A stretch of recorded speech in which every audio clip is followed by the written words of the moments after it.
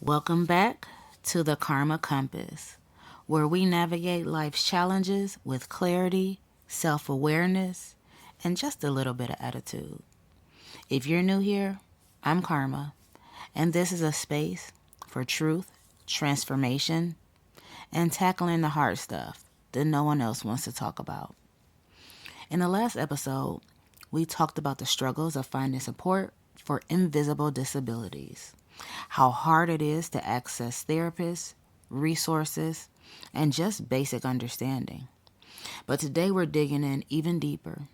We're talking about the misdiagnosis and delayed diagnosis that so many of us deal with, especially as Black women and marginalized individuals.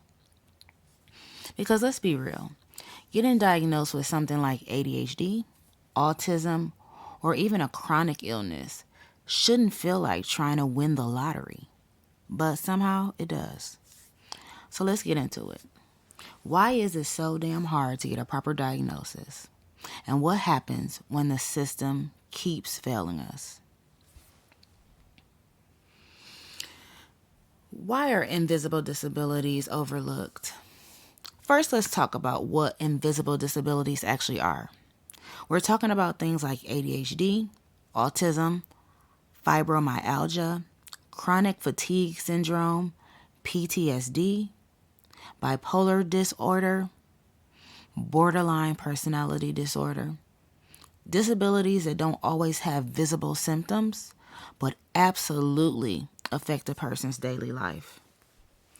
Now, in a perfect world, when you struggle with focus, sensory issues, chronic pain, or extreme fatigue, you'd go to the doctor, explain your symptoms, and they'd actually, listen to you. But instead, so many of us get told we're just anxious or just stressed, as if anxiety and stress don't also deserve care. And if you're a Black woman, forget it. The stereotype of being strong and resilient literally gets used against us. You could be drowning, and they will still hand you a glass of water and say, "You'll be fine, sis." A lot of people, especially women, get misdiagnosed with depression or anxiety when in reality, the underlying issue is something else entirely. And because they only treat the surface symptoms, we end up going years, often decades, without the right support. Now let's talk about the obstacles that keep people from getting the right diagnosis. Because let me tell you, this system is not set up for people to succeed. First, the cost. If you've ever tried to get tested for ADHD or autism as an adult, you probably already know. It's expensive as hell. Many insurance plans don't cover neuropsychological testing, and if they do, it's a fight to get approved. Private evaluations can cost anywhere from $4,000 to $10,000. And let's be real, most people don't have that kind of money just lying around.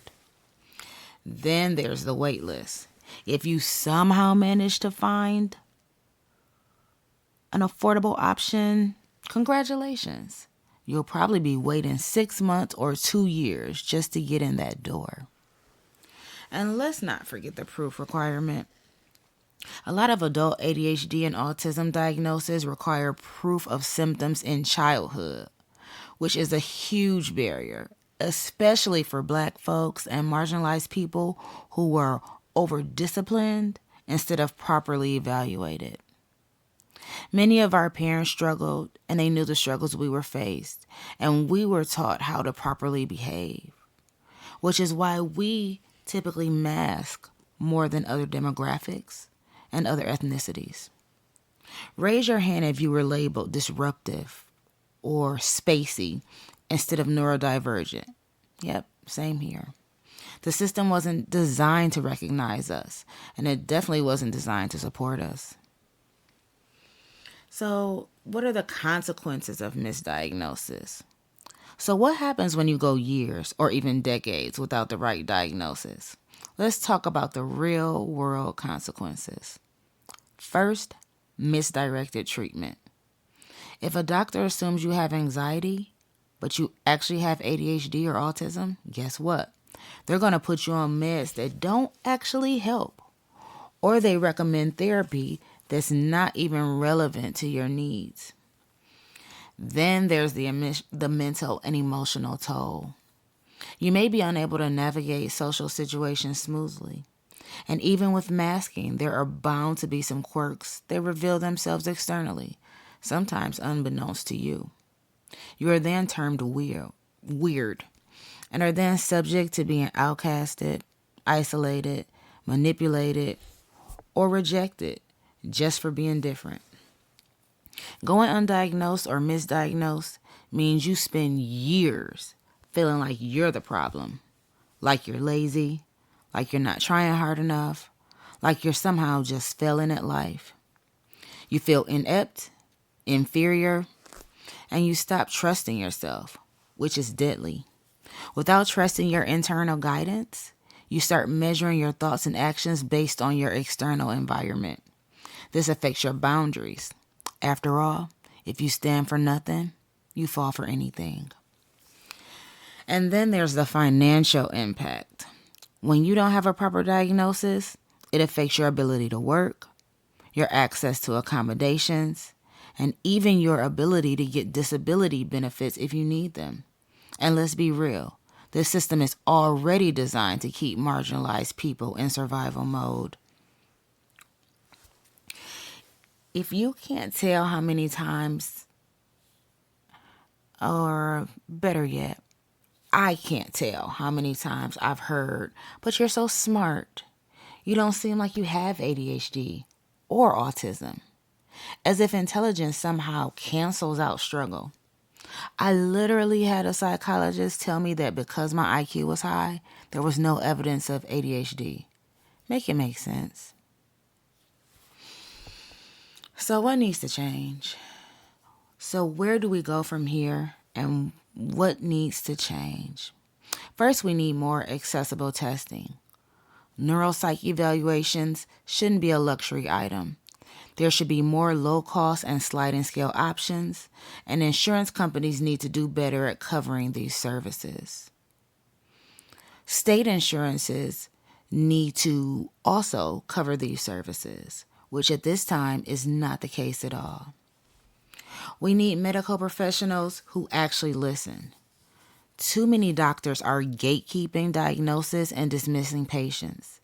It shouldn't take 20 years and a whole damn dissertation to prove you have a condition that has been affecting you since childhood. And most importantly, we need to advocate for ourselves and each other. If you're struggling to get diagnosed or get proper care, I see you. I've been there. And in fact, I'm there now. And I promise you are not imagining things. Just keep pushing, keep researching, and find the community that validates your experience, which is hard. I know. If you can't find that community, create your own.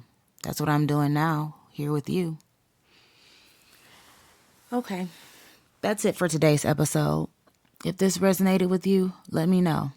Share your story in the comments or send me a message at info@thekarmamindset.com and let me know what you want to talk about. Don't forget to subscribe.